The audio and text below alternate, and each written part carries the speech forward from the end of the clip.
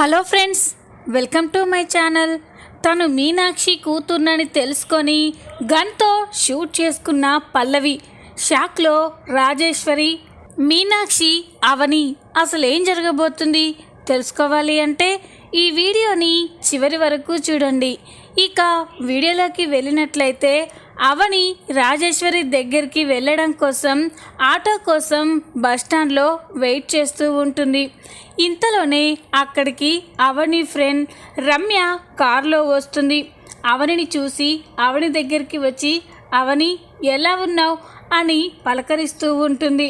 ఇక అవని కూడా రమ్యని చూసి చాలా సంతోషంగా, రమ్య శ్రీలంక నుండి ఎప్పుడొచ్చావు, నిన్ను చూసి చాలా రోజులైంది అని అనగానే ఇక రమ్య కూడా ఏం చెప్పమంటావే, యుద్ధం వల్ల అక్కడ అన్నిటికీ రేట్లు బాగా పెరిగిపోయాయి, అందుకే ఇక అక్కడ ఉండడం సేఫ్ కాదని పర్మనెంట్గా ఇండియాకి వచ్చేసాం అని అనగానే ఇక అవని మంచి పని చేశారు అని అంటుంది. ఇండియాకి రాగానే ముందు నిన్ను కలవడం కోసమే మీ ఇంటికి వెళ్ళానవని, కానీ మీరు అక్కడ ఉండట్లేదని చెప్పారు. అసలు ఏం జరిగింది, మీకు అంత పెద్ద ఇల్లు ఉండగా మీ సొంత ఇంట్లో కాకుండా వేరే ఎందుకు ఉంటున్నారు? నువ్వు అంత రిచ్ పర్సన్ కదా, మరి ఇలా మిడిల్ క్లాస్లా సింపుల్గా ఉన్నావేంటి అని అనగానే, అవన్నీ మనం తర్వాత మాట్లాడుకుందాం రమ్య, ఖచ్చితంగా నీకు చెప్తాను, కానీ ఇప్పుడు సమయం కాదు అని అవని చెప్పగానే ఇక రమ్య, సరే అవని, నీ గురించి నాకు తెలీదా, మనిద్దరం బెస్ట్ ఫ్రెండ్స్ కదా, ఏవున్నా మనిద్దరం షేర్ చేసుకుంటాం అని అంటూ ఉంటే ఇక అవని కూడా చాలా సంతోషపడుతుంది. అప్పుడే అవని, నేను అర్జెంటుగా వెళ్ళాలి అని అంటూ ఉంటే ఇంతలోనే రమ్య, అవని నాకొక చిన్న హెల్ప్ చేస్తావా అని అనగానే, హెల్పా, ఏంటి రమ్య అని అడుగుతుంది. అదే అవని, మేము ఇండియాకి ఈ మధ్య షిఫ్ట్ అయ్యాం కదా, ఇక్కడ మాకు సరిగ్గా తెలీదు, నేను మా హస్బెండ్ ఒక కన్స్ట్రక్షన్ కంపెనీ పెట్టాలని చూస్తున్నాం, మా ఓన్గా కాకుండా ఎవరితో అయినా టైఅప్ అయ్యి ఆ బిజినెస్ చేయాలి అనుకుంటున్నాం, ఇన్వెస్ట్ మొత్తం మేము చేస్తాం, కానీ ఇక్కడ ఉండే ఆ ఫార్మాలిటీస్, ఆ వర్క్స్ అవన్నీ చూసుకుంటే చాలు, అందుకోసం మాకు ఎవరైనా ఉంటారేమో, మీ హస్బెండ్ని కానీ చూడమని చెప్తావా అని అనగానే అవని ఒక్కసారిగా సంతోషపడుతుంది. ఇక వెంటనే, ఏంటి రమ్య, ఎవరినో చూడాలడం ఏంటి, మా హస్బెండ్ తన తమ్ముళ్ళు కలిసి వాళ్ళు కూడా ఒక పెద్ద కన్స్ట్రక్షన్ కంపెనీని స్టార్ట్ చేశారు, కొన్ని కారణాల వల్ల, ఫైనాన్షియల్ లోపం వల్ల ఆ ప్రాజెక్ట్ ఆగిపోయింది, నువ్వు ఓకే అంటే మీతో టైఅప్ అవుతాం, మన ఇద్దరం కలిసి బిజినెస్ చేద్దాం అని అనగానే రమ్య చాలా సంతోషపడుతుంది. నువ్వు నాకు భరోసా ఇస్తూ ఉంటే అంతకంటే ఇంకేం కావాలి అవని, నువ్వు చెప్పినట్టే మీ వారితో మాట్లాడి మనం డీల్ కుదుర్చుకుందాం అని చెప్పగానే అవని అయితే చాలా సంతోషపడుతుంది. ఇక రమ్యతో, థ్యాంక్స్ రమ్య, చాలా థ్యాంక్స్, నువ్వు చేసిన ఈ మేలుని ఎప్పటికీ మర్చిపోలేను అని అనగానే, ఏంటవని అంత ఎగ్జైట్ అయిపోతున్నావేంటి అని అనగానే, అదే రమ్య, ఆ ప్రాజెక్ట్ మా మామయ్య గారి కళ, మా ఆయన తన తమ్ముళ్ళు ఎలాగైనా సొంతంగా బిజినెస్ పెట్టి గ్రో అవ్వాలని చూశారు, కొందరు పడని వాళ్ళు మా బిజినెస్ని స్టాప్ చేయాలని కావాలనే స్టాప్ చేయించారు, మళ్ళీ నువ్వు వచ్చి మనం కలిసి బిజినెస్ చేయడం అంటే మళ్ళీ మా ప్రాజెక్ట్ ముందుకెళ్తుంది, అందుకు చాలా సంతోషంగా ఉంది అని అంటూ ఉంటే అవని, నువ్వు చాలా మంచిదానివి, నీ గురించి నాకు తెలుసు కదా, ఎప్పుడు ఇతరులకి సాయం చేయాలనే చూస్తావు, అలాంటి వారికి దేవుడు ఏదో ఒక రూపంలో హెల్ప్ చేస్తాడు, అది నా రూపంలో ఈసారి నేను నీకు హెల్ప్ చేశాను అని అనగానే అవని కూడా చాలా సంతోషపడుతుంది. సరే రమ్య, నేను మా వారితో చెప్పి మనం ఒకరోజు మాట్లాడుకుందాం అని అనగానే, అలాగే అవని, నాకు కూడా అర్జెంట్ వర్క్ ఉంది, బాయ్ అని చెప్పి రమ్య అక్కడ నుండి వెళ్ళిపోతుంది. ఇక అవని అయితే చాలా సంతోషపడుతుంది. అమ్మయ్య, ఆగిపోతుంది అనుకున్న ప్రాజెక్ట్ రమ్య వల్ల మళ్ళీ ప్రారంభం కాబోతుంది. ఈ విషయం తెలిస్తే ఈయన, కన్నయ్య అత్తయ్య గారు చాలా సంతోషపడతారు. ముందు భరత్ విషయం తేల్చాలి అని అవని అయితే ఇక అక్కడే ఉన్న ఆటోలో నేరుగా రాజేశ్వరి ఇంటికే వెళ్తుంది. చాలా కోపంగా ఆటో దిగి గుమ్మం దగ్గరికి వెళ్ళి భరత్ భరత్ అని పిలుస్తూ ఉంటుంది. అప్పుడే ఇక రాజేశ్వరి భరత్ ప్రణతిల కోసం వాళ్ళకిష్టమైన వంటలు తానే దగ్గరుండి చేస్తూ ఉంటుంది. అవని పిలుపు విని రాజేశ్వరి ఒక్కసారిగా షాక్ అయిపోతుంది. ఇదేంటి అవని వాయిస్లా ఉంది, అంటే అవని ఇక్కడికి వచ్చిందా అని గబగబా గుమ్మం దగ్గరికి వస్తుంది. ఇక అవని కోపంగా భరత్ని పిలుస్తూ ఉంటే ఇక రాజేశ్వరి అవని దగ్గరికి వచ్చి అవని చెయ్యి పట్టుకొని నువ్వు నాతో రా అని గార్డెన్లోకి తీసుకెళ్తుంది. ఏంటి పిన్ని అని అంటూ ఉంటే ఎందుకొచ్చావు అని రాజేశ్వరి అడుగుతుంది. ఎందుకొచ్చాను మీకు తెలీదా? మా ఇంటికి వెళ్ళాల్సిన భరత్ మీ ఇంటికి రావడం ఏంటి? అంతేకాకుండా ఇక్కడే ఉండిపోతానని చెప్పడం ఏంటి? అందుకే వాడికి బుద్ధి చెప్పి ఇక్కడ నుండి తీసుకెళ్ళడానికి వచ్చాను అని అనగానే ఇక రాజేశ్వరి షాక్ అయిపోతుంది. చూడవని, భరత్ నా కొడుకు, ఇప్పుడు నా కొడుకు నా ఇంట్లో ఉన్నాడు, వాణ్ణి ఇక్కడి నుండి తీసుకెళ్ళడం ఏంటి అని అనగానే పిన్ని కాస్తైనా అర్థం లేకుండా మాట్లాడకండి. భరత్ మీ కన్న కొడుకే, నేను కాదనడం లేదు. ఆ నిజం ఎవరికి ఏ సమస్య లేకుండా అందరి ముందు బయట పెట్టాలని నేను చూస్తున్నాను. కానీ మీరు మాత్రం మీ స్వార్థం చూసుకొని మా అమ్మని నన్ను ఎంతో బాధ పెడుతున్నారు. భరత్ని మాకు దూరం చేసి మీ గుప్పట్లో పెట్టుకొని వాణ్ణి మాకు దూరం చేయాలని మా అమ్మని నన్ను బాధ పెడుతున్నారు అని అనగానే ఇక రాజేశ్వరి చూడవని, నేను ఎవరిని బాధ పెట్టాలి అనుకోలేదు. నన్నే నువ్వు మీ అమ్మ కలిసి ఎంతో బాధ పెట్టారు. నా భర్తని నా నుండి దూరం చేశారు. ఇప్పుడు నాకు ఎవరూ లేరు. భర్త ఎలాగో వద్దనుకొని వెళ్ళిపోయాడు. ఇక నాకుంది నా పిల్లలు మాత్రమే. అందుకే నా కొడుకుని నా వైపుకి తిప్పుకున్నాను. నా కొడుకునైనా నాతో ఉండనివ్వండి అని అనగానే పిన్ని ఏం మాట్లాడుతున్నారు మీరు? ఎప్పటికైనా మీ కొడుకు మీ దగ్గరికి రావాల్సిన వాడే. కానీ ఇది సమయం కాదు పిన్ని. అక్కడ మా అమ్మ భరత్ కోసం ఎదురు చూస్తుంది. భరత్ ఇక్కడ ఉన్నాడని తెలిస్తే మా అమ్మ గుండె అయిపోతుంది పిన్ని, అర్థం చేసుకోండి అని అనగానే ఇక రాజేశ్వరి చూడు, నాకు ఎవరితో ఎవరి సంతోషంతో ఎవరి కష్టాలతో సంబంధం లేదు. నాకు నా పిల్లలే ముఖ్యం. భరత్ ఎక్కడికి రాడు, ఇక్కడే ఉంటాడు అని అనగానే ఈ కవనికి చాలా కోపం వస్తుంది. సరే పిన్ని, మీరు ఇంత ఖచ్చితంగా చెప్తున్నప్పుడు ఇక నేను కూడా ఊరుకునేదే లేదు అని అనగానే ఊరుకోక ఏం చేస్తావు అని అంటుంది. అప్పుడు ఈ కవని ఏం చేస్తానా, ఎలాగో ఎప్పటికైనా భరత్ పల్లవిల గురించి అసలు నిజం బయటపడాల్సిందే కదా, అదేదో ఇప్పుడే చెప్పేస్తాను అని అనగానే రాజేశ్వరి షాక్ అయిపోతుంది. అవని ఏం మాట్లాడుతున్నావు అని అనగానే అవును పిన్ని, భరత్ మీ కన్న కొడుకు అని మీ దగ్గరికి చేర్చుకున్నారు. ఇప్పుడు పల్లవి ఎలాగో మీరే తన కన్న తల్లి అనుకుంటుంది కాబట్టి పల్లవి మిమ్మల్ని అమ్మగా చూస్తుంది. అటు భరత్ ఇటు పల్లవి ఇద్దరు దూరమయ్యి మా అమ్మ బాధపడాలా? లేదు, అలా జరగడానికి వీల్లేదు. ఇప్పుడే భరత్ పల్లవిల పుట్టుక గురించి అందరి ముందు నిజాన్ని బయట పెడతాను. ఏం జరిగితే అదే జరిగింది అని అనగానే ఇక రాజేశ్వరి అవని నేను చెప్పేది విను అని అంటూ ఉన్నా కూడా అవని పట్టించుకోకుండా అక్కడ నుండి చాలా ఫాస్ట్గా ఆటోలో ఇంటికి బయలుదేరుతుంది. ఇక రాజేశ్వరి అయితే చాలా కంగారు పడుతూ ఉంటుంది. ఇప్పుడు అవని నిజం బయట పెడితే అని భయపడిపోతూ ఉంటుంది. అవని ఆటోలో వెళ్తూ వెంటనే చక్రధర్కి ఫోన్ చేస్తుంది. అవని నుండి ఫోన్ రాగానే చక్రధర్ ఫోన్ లిఫ్ట్ చేసి చెప్పమ్మా అవని అని అంటాడు. నాన్న మీరు అమ్మని తీసుకొని మా ఇంటికి రండి అని అనగానే ఇక చక్రధర్ దేనికమ్మా అని అంటాడు. రండి నాన్న, చెప్తాను. ఈరోజు అన్ని సమస్యలకి పరిష్కారం దొరికి తీరాలి అని అంటూ ఉంటే చక్రధర్ ఆశ్చర్యపోతాడు. వెంటనే అవని ఫోన్ కట్ చేస్తుంది. ఇక చక్రధర్ అయితే ఆలోచిస్తూ ఉంటాడు.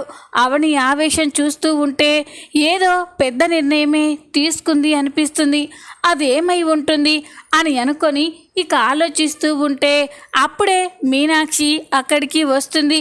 ఏంటండి అవని ఏం మాట్లాడింది అని అనగానే మీనాక్షి, అవని నిన్ను నన్ను వెంటనే వాళ్ళింటికి బయలుదేరి రమ్మని చెప్పింది అని అనగానే, దేనికండి?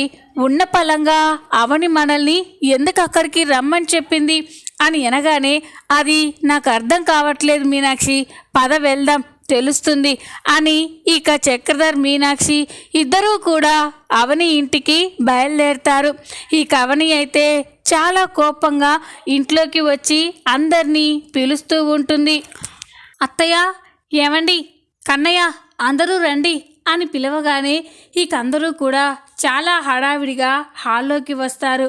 అవని కోపంగా ఉండడం చూసి పార్వతి, అక్షయ్, కమల్లు షాక్ అయిపోతారు. ఇక పల్లవి అయితే, ఇదేంటి ఈ అవని తన తమ్ముడు మా ఇంటికి వెళ్ళినందుకు ఏడుస్తుంది అనుకుంటే కోపంగా ఉందేంటో అని పల్లవి అనుకుంటూ ఉంటుంది. అప్పుడే అక్షయ్, ఏంటవని ఎందుకు అంత కోపంగా ఉన్నావు అని అంటూ ఉంటే ఇక అవని, ఏమండి, ఇక నా వల్ల కాదండి, ఈరోజు నేను కొన్ని విషయాల్ని అందరితో చెప్పేయాలనుకుంటున్నాను అని అనగానే అందరూ షాక్ అయిపోతారు. ఇక పార్వతి, ఏంటా విషయం అవని అని అంటూ ఉంటే కమల్ కూడా, అవును దినా, నువ్వింత కోపంగా ఉన్నావంటే ఖచ్చితంగా అదేదో సీరియస్ విషయమే అయ్యి ఉంటుంది. అసలు ఏం జరిగిందో దినా అని కమల్ అడుగుతూ ఉంటాడు. అవని మాత్రం అలాగే చూస్తూ ఉంటే పల్లవి కూడా, ఏంటి ఏదో కొంపలు మునిగిపోయినట్టు అందరినీ రమ్మని చెప్పావు, మరి ఇప్పుడేం చెప్పకుండా అలా సైలెంట్గా ఉంటావేంటి, ఎందుకు పిలిచావో చెప్పు అని పల్లవి అంటూ ఉంటే, చెప్తాను పల్లవి, ఇంకా రావాల్సిన వాళ్ళు ఉన్నారు అని అనగానే, రావాల్సిన వాళ్ళ అని పల్లవి అనుకుంటూ ఉంటుంది. ఇంతలోనే చక్రధర్ మీనాక్షిలు కూడా అక్కడికి వస్తారు. వాళ్ళు రావడం చూసి అందరూ షాక్ అయిపోతారు. ఇక పల్లవి, ఇదేంటి ఇప్పుడు మా డాడ్ ఈ మీనాక్షి ఇక్కడికి ఎందుకు వచ్చారు? రావాల్సిన వాళ్ళంటే వీళ్ళేనా? అసలు అవని ఏం చెప్పబోతుంది అని పల్లవి అనుకుంటూ ఉంటుంది. ఇక అప్పుడే అక్షయ్ కూడా, మామయ్య మీరేంటిలా అని అనగానే అవని ఫోన్ చేసి అర్జెంటుగా రమ్మని చెప్పింది అక్షయ్, అందుకే వచ్చేసాం అని అనగానే ఇక కమల్, అంటే రావాల్సిన వాళ్ళు అత్తయ్య మామయ్యేనా వదిన? అయితే ఏంటో చెప్పండి అని అంటూ ఉంటే, లేదు కన్నయ్య, రావాల్సిన వాళ్ళు ఇంకా ఉన్నారు అని అంటాడు. అప్పుడే పల్లవి, అదేంటి ఇదేమైనా జోక్గా ఉందా? ఇంతసేపు ఏదో చెప్పాలి అన్నావు, మళ్ళీ రావాల్సిన వాళ్ళు అంటే వచ్చారు కదా మీ అమ్మ మా డాడ్, ఇంకా రావాల్సిన వాళ్ళు ఎవరున్నారు అని అంటూ ఉంటే రాజేశ్వరి పిన్ని కూడా రావాలి అని అనగానే ఇక పల్లవి షాక్ అయిపోతుంది. ఇదేంటి మా మామ్ కూడా రావాలా అని అనుకుంటూ ఉంటుంది. ఇంతలోనే రాజేశ్వరి చాలా కంగారుగా ఇంట్లోకి వస్తుంది. రాజేశ్వరి అక్కడికి రాగానే కమల్ రాజేశ్వరిని చూసి, అదిగో అత్తయ్య కూడా వచ్చింది, చెప్పొదినా, అత్తయ్య వచ్చాక ఏదో విషయం చెప్తానన్నావు కదా, ఏంటో చెప్పు అని అంటూ ఉంటే ఇక అవని, చెప్తాను కన్నయ్య, ఇన్ని రోజుల నుండి నాలో దాచుకున్న ఆ రహస్యాన్ని ఈరోజు బయట పెట్టాలనుకుంటున్నాను. ఈ నిజాన్ని ఇంకొన్నాళ్ళు దాచాలని అనుకున్నాను, కానీ అది మంచిది కాదని ఈరోజే అర్థమైంది. ఈరోజు ఎవరెన్ని చెప్పినా కూడా నేను ఆ నిజం చెప్పే తీరుతాను అని అంటూ ఉంటే రాజేశ్వరి షాక్ అయిపోతుంది. అవని వద్దవని అని బ్రతిమలాడుతూ ఉంటే అప్పుడే పల్లవి, మామ్ నువ్వెందుకు అంత టెన్షన్ పడుతున్నావు? ఆ అవని ఏదో సీక్రెట్ చెప్తానంటుంది కదా, అదేంటో చెప్పనివ్వు, నువ్వు చెప్పు అని అంటూ ఉంటే ఈ కవని, చెప్తాను అని రాజేశ్వరి మీనాక్షి ఇంట్లో వాళ్ళ వైపు చూస్తూ ఉంటుంది. రాజేశ్వరి అయితే చాలా కంగారు పడుతూ, అవని వద్దవని చెప్పొద్దు అని బ్రతిమలాడుతూ ఉంటుంది. అప్పుడే కమల్, ఏంటత్తయ్య వదిన ఏదో చెప్తాను అంటుంటే నువ్వెందుకు అంతలా భయపడుతున్నావు, నువ్వు చెప్పొదినా అని అంటూ ఉంటే ఇక పల్లవి నువ్విన్ని రోజులు అనుకుంటున్నట్టు, నువ్విన్ని రోజులు అంత పొగరుగా మాట్లాడినట్టు నువ్వేమీ రాజేశ్వరి కన్న కూతురువి కాదు అని అనగానే ఇక పల్లవి రాజేశ్వరి అక్కడున్న వాళ్ళంతా ఒక్కసారిగా షాక్ అయిపోతారు. ఇక పల్లవి వాట్ ఏమన్నావు?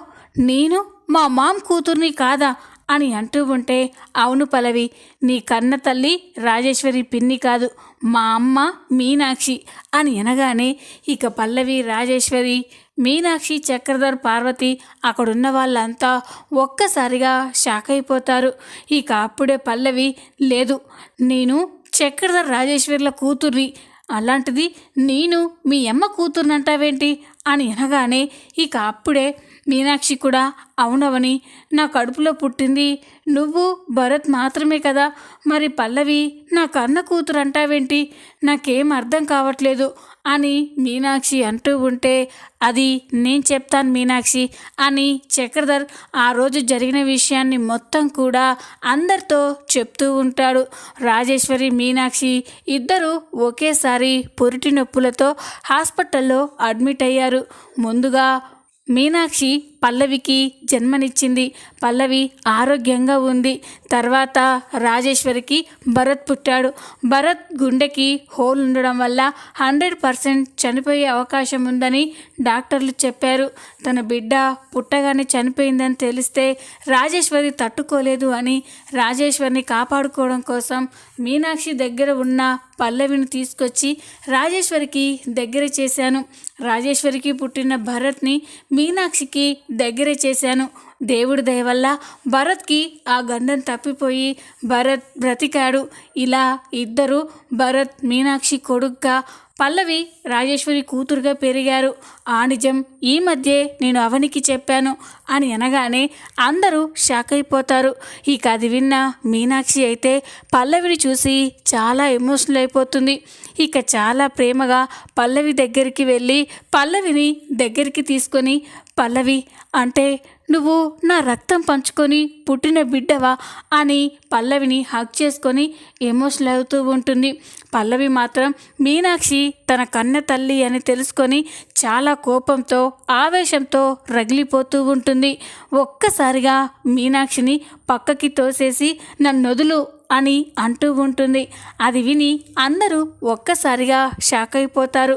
అప్పుడే మీనాక్షి అమ్మ పల్లవి, నేను నీ కన్న తల్లినమ్మా, ఇన్ని రోజులు నువ్వు నన్ను ఎన్ని మాటలు అన్నా నేను పట్టించుకోను, ఎందుకంటే నువ్వు నా బిడ్డవని తెలిసాక నీ మీద ప్రేమ మరింత పెరిగిందమ్మా అని అంటూ ఉంటే వద్దు, నేను నీ బిడ్డని కాదు, నువ్వు నా అమ్మవి కాదు, నేను భరించలేను అని పల్లవి బాధపడుతూ ఉంటుంది.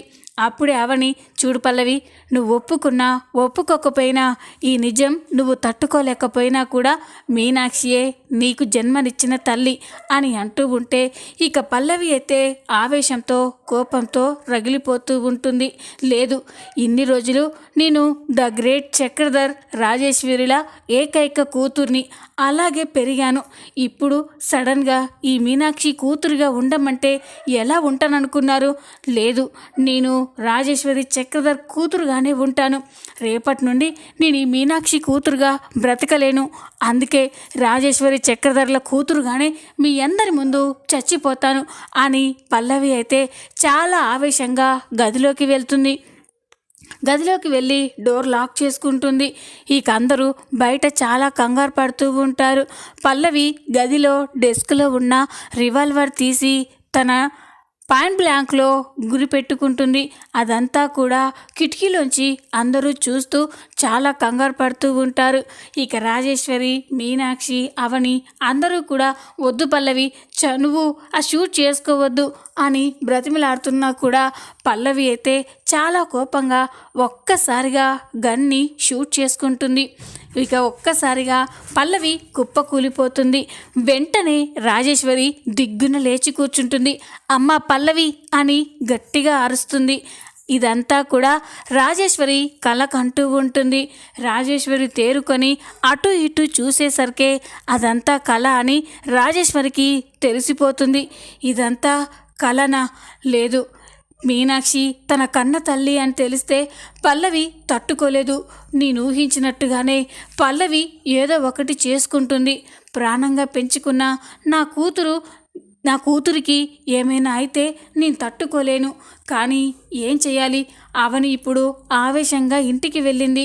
ఈ నిజాన్ని చెప్తే పల్లవి నేను అనుకున్నట్టే ఏదో ఒక అఘాయిత్యం చేసుకుంటుంది. అలా జరగకూడదు అంటే ఏం చేయాలి అని రాజేశ్వరి ఆలోచిస్తూ ఉంటుంది.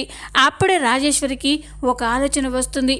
అవును, భరత్ని మళ్ళీ మీనాక్షి దగ్గరికి పంపిస్తేనే అవని ఈ నిజం బయట పెట్టదు. పల్లవిని కాపాడుకోవడానికి ఇదే ఇప్పటి మార్గం అని రాజేశ్వరి అనుకొని వెంటనే అవనికి ఫోన్ చేస్తుంది. అవని ఇంటికి వచ్చి అందరితో నిజం చెప్పాలని నిర్ణయించుకుంటుంది. అవని ఇంట్లోకి వస్తూ ఉంటే అప్పుడే రాజేశ్వరి అవనికి ఫోన్ చేస్తుంది. ఇక అవని ఫోన్ లిఫ్ట్ చేసి చెప్పండి పిన్ని అని అనగానే, అవని నువ్వు అక్కడ పల్లవి పుట్టుక గురించి నిజాన్ని బయట పెట్టొద్దు. ఆ నిజం తెలిస్తే పల్లవి తట్టుకోలేదు అని అనగానే, అంటే మరి తన కొడుకు తనకు దూరం అయ్యాడంటే మా అమ్మ ఎలా తట్టుకుంటుంది పిన్ని? ఈరోజు ఏది జరిగితే అది జరుగుతుంది. అందరికీ నిజాన్ని చెప్తాను అని అనగానే రాజేశ్వరి, వద్దు అవని, నీకు దండం పెడతాను. ఈ నిజాన్ని ఇప్పుడే బయట పెట్టొద్దు. నీకు కావాల్సింది భరత్ని మీ అమ్మ దగ్గరికి పంపించడమే కదా. 2 రోజుల్లో భరత్ని ప్రణతిని మళ్ళీ మీ అమ్మ దగ్గరికి పంపించే బాధ్యత నాది. అప్పటి వరకు నువ్వు ఈ నిజాన్ని బయట పెట్టొద్దు అని అనగానే అవని ఆలోచిస్తూ ఉంటుంది. ఏం మాట్లాడవేంటవని అని అనగానే, సరే పిన్ని, మీ మాట విని ఓ 2 రోజులు ఈ నిజాన్ని బయట పెట్టకుండా ఆగుతాను. 2 రోజుల్లో మా తమ్ముణ్ణి ప్రణతిని మా ఇంటికి పంపించకపోతే మాత్రం నేను ఎవరు చెప్పినా ఆగకుండా నిజాన్ని బయట పెడతాను. పల్లవి ఎలా రియాక్ట్ అవుతుందో మీకు కూడా తెలుసు కదా అని అనగానే, ఇక రాజేశ్వరి అయితే సరే అవని, 2 రోజుల్లో భరత్ ప్రణతిలని మీ అమ్మ దగ్గరికే పంపించేస్తాను అని రాజేశ్వరి చెప్తూ ఉంటుంది. చూద్దాం రాబోయే ఎపిసోడ్లో ఏం జరగబోతుందో. ఈ వీడియో కనుక మీకు నచ్చినట్లయితే లైక్ చేయండి, సబ్స్క్రైబ్ చేసుకోండి. Thanks for watching.